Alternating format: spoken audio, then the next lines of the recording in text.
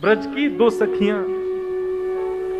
यमुना जल भरने गई तो दोनों सत्संग करती थी आपस में।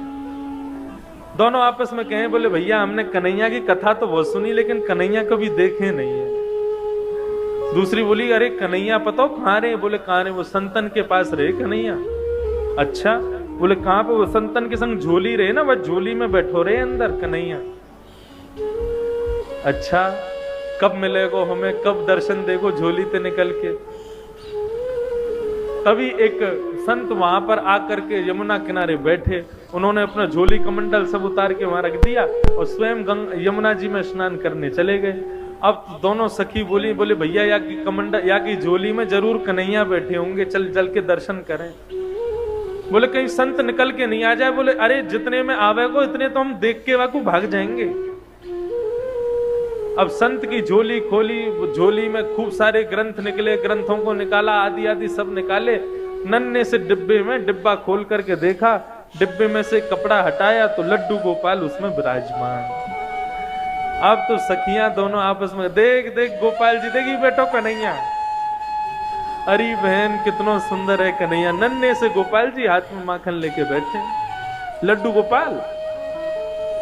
बोले सुन सुन, डिब्बा में बैठे, जल्दी बाहर निकाल। अब जैसे ही बाहर निकाले तो दूसरी सखी बोली, देख कन्हैया डिब्बा में बैठे बैठे उनके हाथ पांव कैसे सिकुड़ गए हैं।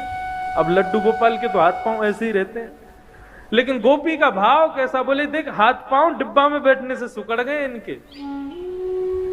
चल मेरे पास मक्खन रखो, इन्हें मक्खन से मालिश करके इनके हाथ पावन को सीधो कर दूं। अब तो मक्खन से जैसे ही मालिश करनी शुरू करी, करते करते करते करते लड्डू गोपाल भगवान खड़े हो गए, पैर भी सीधे हो गए, हाथ भी सीधे हो गए, कन्हैया खड़े हो गए। जैसे ही खड़े हुए इतने में संत आए, और संत जैसे ही आए तुरंत कन्हैया को रख करके डिब्बे में भागी वहां से। संत ने आकर के देखा तो लड्डू गोपाल, जो कि लड्डू गोपाल के रूप में थे, वो खड़े हो गए।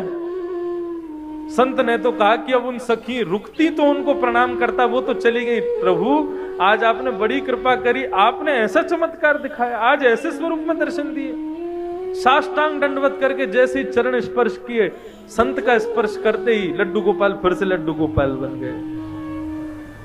संत के नेत्रों से आंसू बहने लगे, 2-4 घंटे रोता ही रहा। बोले प्रभु उन सखियों को ये तक नहीं पता कि आपके भोग के लिए मंत्र क्या बोलना चाहिए, आपका स्पर्श कैसे करना चाहिए, आपका भोग कैसे लगाना चाहिए। ऐसी अबोध उन सखियों के भाव से आप सीधे हो गए। और मैं जिसने आपकी प्राप्ति के लिए घर छोड़ा, परिवार छोड़ा, सब कुछ छोड़ के सन्यासी बना, मेरे स्पर्श करते ही आप फिर से लड्डू गोपाल बन गए। क्यों?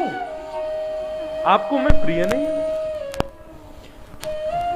भगवान बोले अब तो बोलना ही पड़ेगा। तुरंत गोपाल जी बोलने लगे, बोले देखो हम आपके पास रहते हैं क्योंकि आप भाव से हमारी सेवा करते हो, लेकिन आप सदैव हमको मूर्ति मानते हो। उन सखियों ने हमको मूर्ति नहीं माना, इसलिए हम खड़े हो गए। ये मूर्ति भाव अपने हृदय से निकाल दो।